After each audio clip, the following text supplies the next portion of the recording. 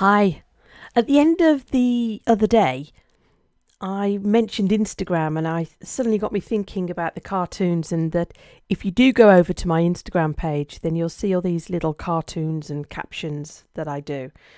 And I thought, well, why don't I take some time to explain why I'm doing that? In particular, like, what am I doing every day? If I want to get better at speaking, what does that look like? And for me, it is the cartoons. That is the answer. So it's all going to make sense if I just explain a bit more. This is Stories About Speaking, and I'm sharing my stories about speaking, and I'm really hoping that you share some of yours too, about your wins or any challenges. My name's Joanne. Hi. So yes, anyway, when I was really a lot younger, I used to do a lot of cartoons or simple art, but I never studied art. I never did it as a teenager. And then when I left school, I never really did anything art. I think I was trying to prove myself as not being stupid and doing more intellectual things and going to night school and then going to university and then having a profession. And so I kind of left a lot of the art stuff behind. And then when I got into the personal development world, everybody kept saying to me, oh, you've got to do these inspirational quotes on Facebook and Instagram. And this just I shouldn't really admit this, but this just shows my laziness. I thought it'd be quicker to draw a cartoon and just scribble the quote down, take a picture and share the cartoon, share the quote as a way of kind of trying to connect to people or reach out to people. And what I found was I really enjoyed doing the cartoons. It's just a stick person. It's a stick person with a red dress. It's a girl with a red dress who's supposed to be me. And as I say, all these quotes that I was finding. And I found that I really enjoyed doing it. And also, one of the things that I noticed was the response that I was getting from people was it seemed to make a bigger impact. Now, lots of people ignored it. That's fine. But the people that said they liked it weren't just, I like it. They were like, oh, I really like it. I really resonate with that. And I liked doing them and I liked looking at them as well.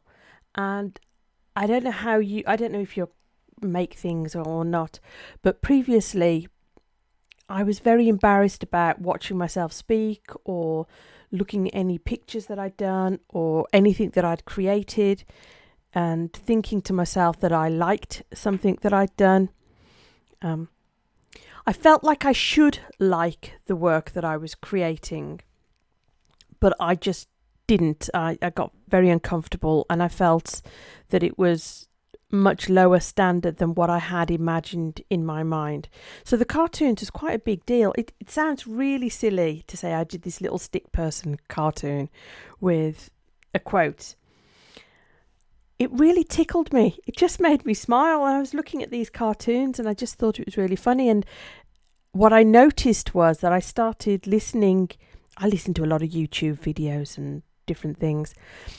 And always when I was watching the videos, some words that somebody would say would make my ears prick up. And I would think, oh, I must remember those.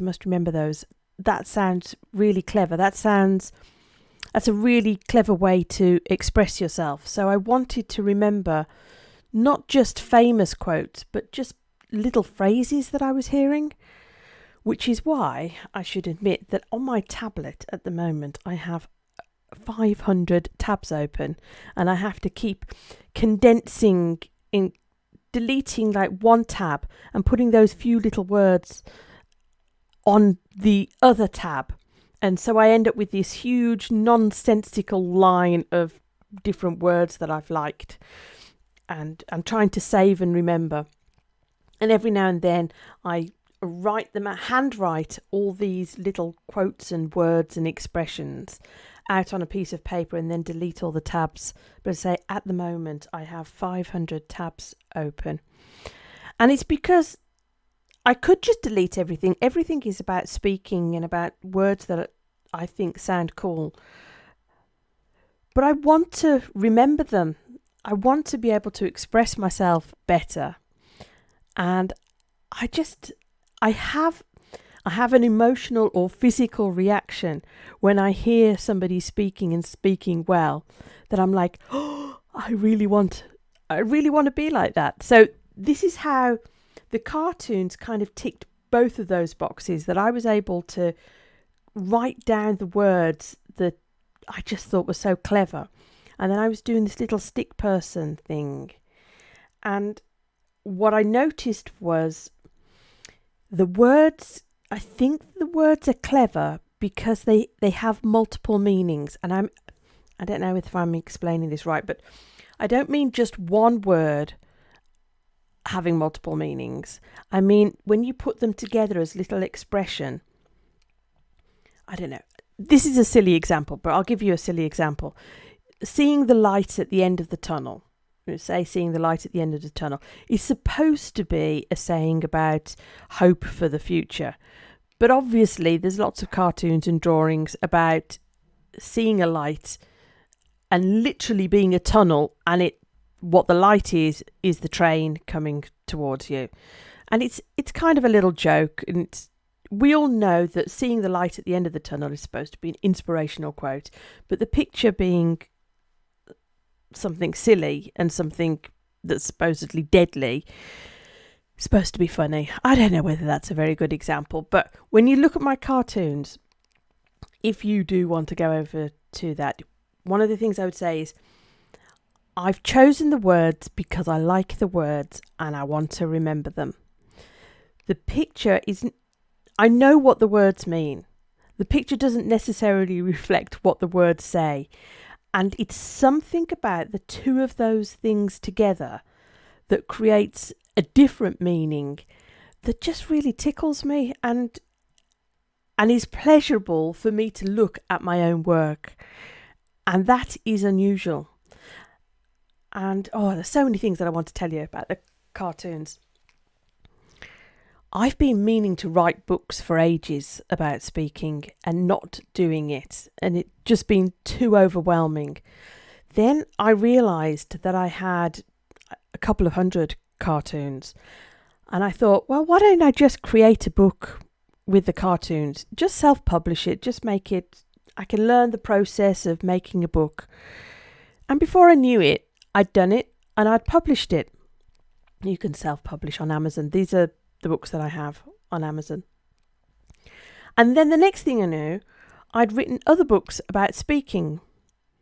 And as part of the process, when I was doing the cartoons, I put them into the books about speaking. But then somebody said to me, I was asking for feedback on the books, and somebody said to me, oh, are they books for children? Because there was these cartoons in it. And I got really quite self-conscious about it and thought, oh, I better take the cartoons out because it'd be too confusing for people. So I did take the cartoons out, and then I read, sorry, I got an itch.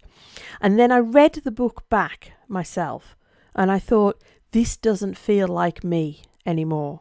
This doesn't feel like me expressing myself. And I thought, I have to put the cartoons back.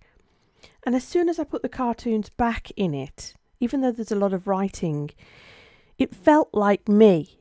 It felt like my personality. And that's why when I was making contacts and networking and different things, I would say about go to the Instagram with the different cartoons, because I felt like if you look at those, you will have a feeling about what interests me, the quotes and the books that I like and what I'm reading. You can see, if we're interested in the same kind of thing. You'll also see my sense of humour. And it was one of the first times Oprah Winfrey has an expression about being fully self-expressed. And I've looked it up on Google a few times and never really found a satisfactory explanation. But that's my goal. The goal is to be fully self-expressed.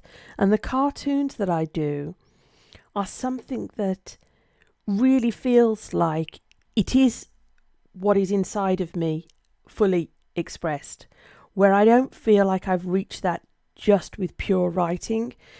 And which kind of leads me up to the podcast, is that is what I'm aiming for with the podcast. Can I turn off some of the teachery type voice things? Can I turn off some of the anxiety?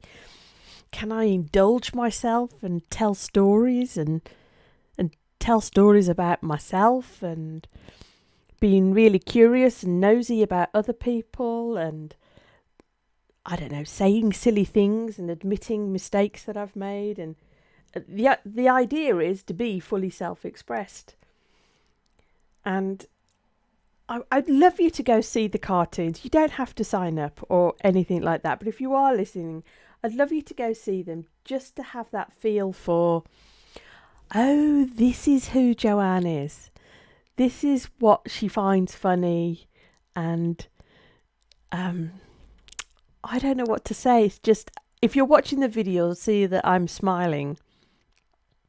And I always thought that if you were a creative type person, everybody said about not enjoying looking at their work or not feeling able to watch a video that they've done or listen to a song that they've sung or anything like that.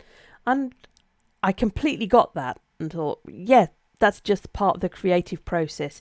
You create something. By the end of it all, you realise you could have done better. So yeah, you don't feel very comfortable watching it. But then I had this experience with the cartoons, and it's just like, I don't look at them all the time, but they're a fun, they make me smile. I didn't know it was possible to create something and to feel that way about the thing that you've created. The problem now is that I want that feeling with other things that I create too. And it's less about being right and doing things perfectly and more about what is it that it's missing? What is it about that's me that's missing from other work that I'm doing? And that's why I keep talking about the word teachery. I have been teaching speaking skills for 15 years or something. And most of the time, if I'm in person teaching, obviously the other person is speaking a lot too. So that takes a lot of the pressure off and I could completely focus on them and how can I help them. And that makes me relax a little bit more. But if I'm working with just the camera, I start, as I say, I think it's teachery. I think what it is that I'm losing some of my personality. I'm really focused on saying the right thing and the right way. I'm thinking about what the heading is and what the thumbnail is and how do I look and the lighting and the video, and there's nothing really natural about it. Yet the videos that I really like seem to be a lot more conversational, and that's what I aspire to. I aspire to be that confident in the conversation, not so much the public speaking, let's get it perfect type of thing. How can I show my personality? How can I feel fully self-expressed in everyday situations? And I've been watching a lot of videos lately about the idea of people who are what they call neurodivergent. People are on the autism spectrum or ADHD. I think they include dyslexia in it. And I mentioned the other day that I am dyslexic. I don't know whether I am all of these other things too, but I know that everyday conversations and feeling like the other person knows me or understands me or that I belong somewhere or that I'm connecting with people, generally I have found quite tricky. So again, I'm coming back to these silly cartoons that I'm just feeling, oh, that's me. That's, if they don't understand, or like if you go to see the cartoons now and you don't understand them and you don't connect and you don't feel like you know me very well, that's okay. And it's funny to feel that. It's funny to feel that the pleasure is in the, oh, I found these words and they make me smile and it makes me think of this silly little image. So I'll draw this as a stick person, and it's fun. It's done in a few minutes. It's pleasurable to find the words. It's pleasurable to draw it. It's fun to look back on it later. It's something that I'm really happy for other people to look at. And whether they like it or resonate with it doesn't really feel that important to me. In a way, it kind of wheedles out the people that aren't going to connect to a lot of my work anyway. And I think that's why I ended up leaving them in the books that I've written, is that this is who I am. I'm not a PhD in speaking skills and communication skills. I'm somebody who's had struggles with speaking in everyday situations, multiplied in a second language. I have been teaching public speaking, and I have been teaching thinking on your feet and things like that. But the interest and the curiosity comes from me finding it hard, and me finding it hard to connect and make friends and keep friends and have the opportunities that I think I'm capable of responding to and doing well. Have I gone off track? I'm not sure whether I've gone off track now. I'm feeling a bit awkward. I aspire to feel as good about the podcast as I do about the cartoons. And it's not saying that I think the cartoons are brilliant and that every single person should love them. What I think is, that's me. I managed to capture that I managed to capture the words and the feelings on paper. There's one thing I did want to say. It is about the cartoons, but it's a little bit separate. One of the things I noticed is, like I was saying, where the words and then the image, the words mean one thing and then the image means something else, but then you put them together in this little cartoon and it seems to have a third meaning, like a humour or something like that. And for me, that's really interesting, because I think I miss the meaning sometimes when people are expressing themselves. I misunderstand sometimes. I don't always... I think I take things quite literally. And so I misunderstand some people, especially if it's subtle. So we've got this words cartoon and then this third meaning. And then somebody was asking me if I could make birthday cards with the cartoons. So I went to a website, Redbubble it's called, and you can upload your image, which I did. And then I put the word happy birthday at the top. And suddenly the cartoon, in its completeness, has another meaning. And I thought that was really fascinating. And I think, I don't know, part of me is saying that to you is, I want you to know what I find fascinating and interesting, even if I'm blushing a bit and getting a bit embarrassed about saying it. Because if you also think, oh, that's interesting, or then maybe we can connect and we are each other's group of people that want to be better at speaking, have lots of vocabulary, whether it's your first language or your second, and you aspire to be fully self-expressed, but you'd quite like to be saying it right as well and not upsetting other people. And as I say, I'm looking for people who feel the same way. Even if you feel that you're more embarrassed and that you could never turn the camera on and speak to camera, that's all fine too. I'm looking for people that have that sense of, this is fun.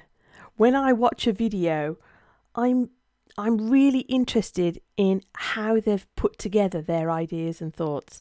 And when they say something that resonates with me, literally my ears prick up. And I get like this feeling in my body of that I want to sort of stand up or sit up straight and just think, that's so clever. That's so great the way they express themselves. There's a guy called Derek Sivers, and he says about, we don't see I can't remember exactly the quote, but he was saying how we don't see in ourselves what we see in somebody else, in that we look at somebody else and we say, oh, that's so amazing, the way they express themselves, the way they put that idea into words. And it's possible that somebody else is looking at you and thinking exactly the same about something you've expressed and you've said. And as I say, this may be, I don't know, is the word vain? I really would love somebody to say that about something that I've explained about speaking, something that I found hard, I found an explanation for, and I would love it if somebody read that and then thought, oh, of course, it's obvious now. It's obvious why I found that hard, and it's obvious what I should be doing next.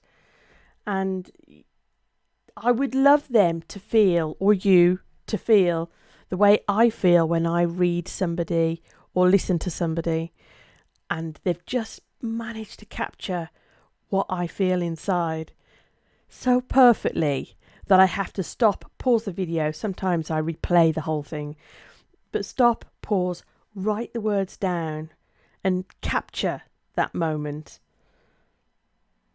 That's what I'm hoping for. I'm hoping for improving my own speaking skills, and I definitely want to get better at the storytelling. And maybe in the next podcast I need to experiment and get into a story about, I'm thinking about talking about how I've had to learn and get to know some elements of myself, and all the mistakes I made as well. But I really hope you come back and you listen to the podcast and share your stories. There's on the Substack, there's the full transcript, and I've done the transcript for the episode 1, and I kept the ums and ahs in. And you may think, oh, that's wrong or that's bad. At the moment, I'm thinking it's worthwhile to keep in because I'm wanting to see my own progress. And I think it's useful for you to see what it's like, what natural conversation is like in terms of ums, ahs, and not finishing sentences and stuff like that. But it's possible in your feedback that you'll just say, oh, that's too annoying. Take out the ums and ahs in the future. I don't want to listen to those kind of things. Sharpen up. It's possible that you'll say that. But in the meantime, I'm hoping to connect with my people. I'm hoping that you go to Instagram or you see the cartoon somewhere, whether it's Facebook or Instagram, and you decide for yourself whether we have anything in common. So until the next time, take care. Bye.